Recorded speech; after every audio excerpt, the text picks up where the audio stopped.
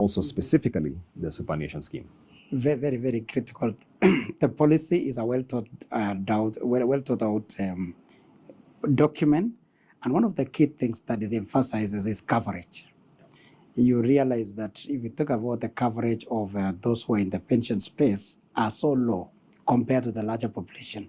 So within that policy, it's looking at ways upon which it brings people on board to be also partakers of pension arrangement that is structured, that they can be able to receive the funds when it falls due.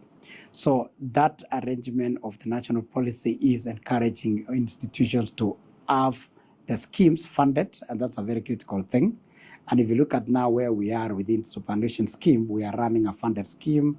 Therefore, we are setting outside assets, and you're able to pay at the time when they fall due.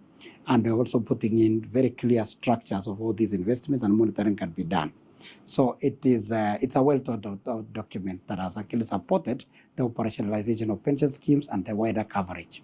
And speaking about widening the coverage, if we look at official data from the market regulator, it indicates to us that out of every 10 persons working in this country, yes, just about 2 have what they would call a formal pension scheme.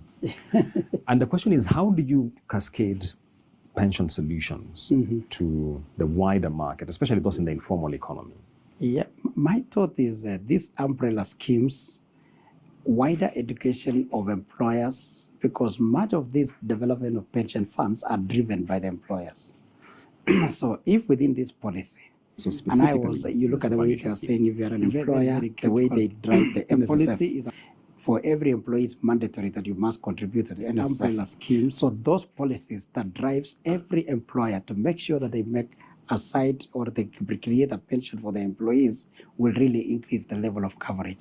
But the most important thing is not just about coverage. The key thing is, what is the value of income replacement that this person that they work after until their retirement? Will it be something reasonable that it can compensate? So we should also come up with